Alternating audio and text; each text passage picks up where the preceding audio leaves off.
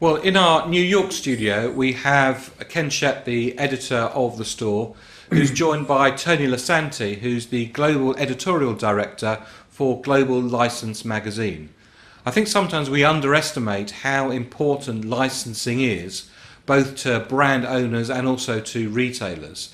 Last year, the retail sales level, the global license market, was worth about $192 billion. So it's a huge industry, and clearly getting it right for retailers is exceptionally important. Tony, perhaps you can give us a little flavour Yes. of how the licensing market operates and what's currently going on in the licensing world.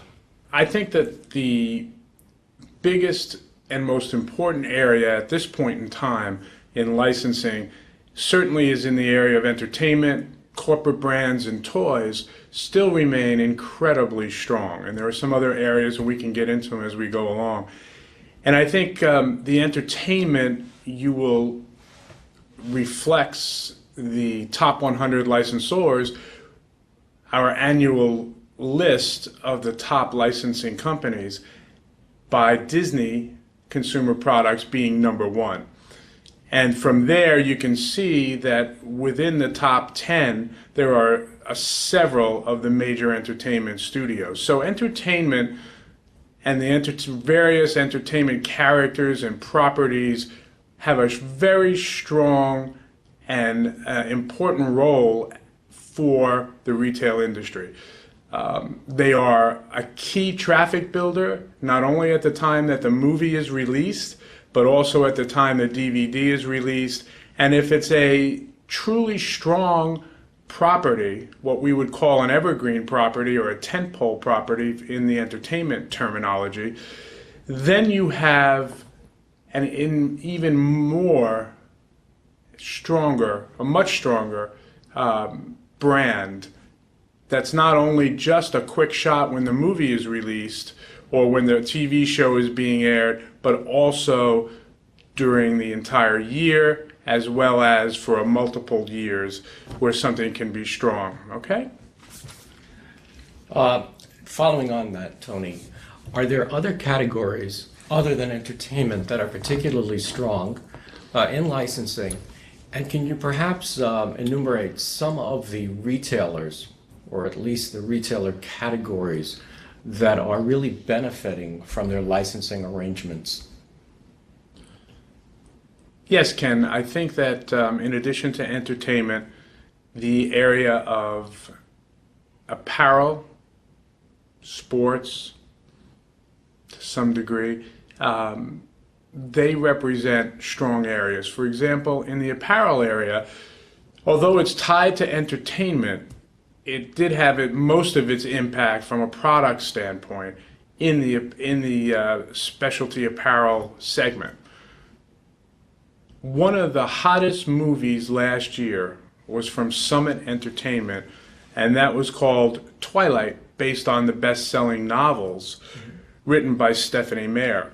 There's a series of 4 of those. The first movie was released last year, and it was an incredible phenomenon. A low-budget movie of about $40 billion, which grossed over $380 million, maybe closer to $400 million in box office sales worldwide. That movie had an incredible run exclusively at Hot Topic. That was the destination specialty apparel retailer for Twilight merchandise. And it actually single-handedly was credited with driving sales at this retailer during the fourth quarter, when, as so many retail experts will remember, the challenge of the economy, the challenge of holiday and consumer spending being down was negatively impacted other retailers in terms of their same-store sales for that period of time. So it really has quite an impact on retailers who use licensing effectively.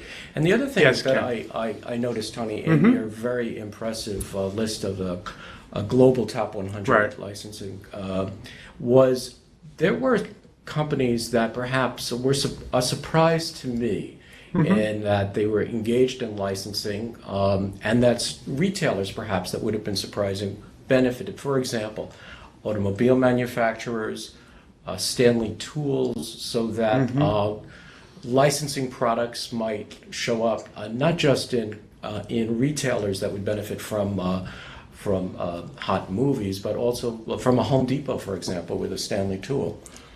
That's correct. The corporate brands have been experiencing a growth because it has become, for companies that were involved in licensing, an even more important revenue stream, certainly an ancillary revenue stream for these companies.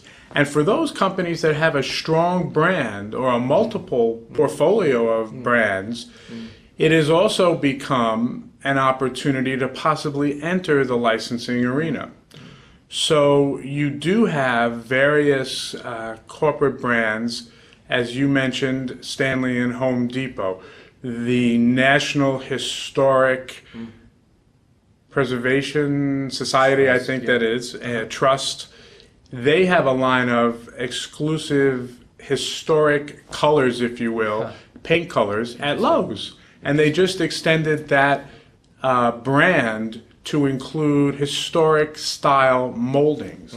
So yeah, I mean, it runs the gamut. One of the big announcements at Licensing Show this year was also the announcement by Sunkist, the juice supplier, that they will extend their brand into other far-reaching categories besides just a few limited categories. So that's going to be expanded, if you will, as well. And Sunkist has a huge global recognition factor. Interesting. Tony, clearly there are major benefits for brand owners to go into the licensing arena. It has the opportunity, as you've talked about, for incremental revenue and to develop into ancillary markets.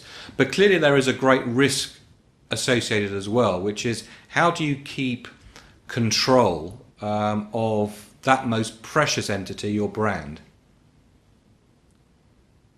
Exactly, and I think that's a multiple responsibility, not only certainly on the part of the company that has to be careful where their products end up, but not only where their products end up at retail, but also the types of products they put their name on. You don't want it just to be what we call in the industry label sticking. So we don't want that brand just to be, boom, imprinted, if you will, on a product that may be far-reaching and not make sense to the core factors that make that brand so strong among consumers historically. And that's why many of the companies choose and work with a licensing agent. And based on their recommendations, their marketing savvy, their understanding of the brand, as well as their understanding of retail, that helps them then monitor and focus that brand where it will have the most impact and make the most sense to leverage the strong consumer awareness that it has. So to follow up on David's question, particularly in this economic environment, would this be a good time for a manufacturer or a retailer who's not currently really involved in licensing to consider it? Is there somehow a lift that comes in this kind of economy, and what steps should a retailer or a supplier take in determining whether a brand is appropriate for licensing and whether or not to take on licensed brands? Sure.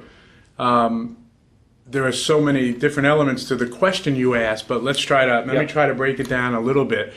Right now, the key criteria for a brand is the strength of its brand, its consumer awareness, and also the fact that it has a high level of trust and loyalty, if you will, among consumers. So if you have a brand that has that awareness, then that's the first step towards saying, okay, maybe there is an opportunity for us as a corporate brand to extend our franchise and create an ancillary business.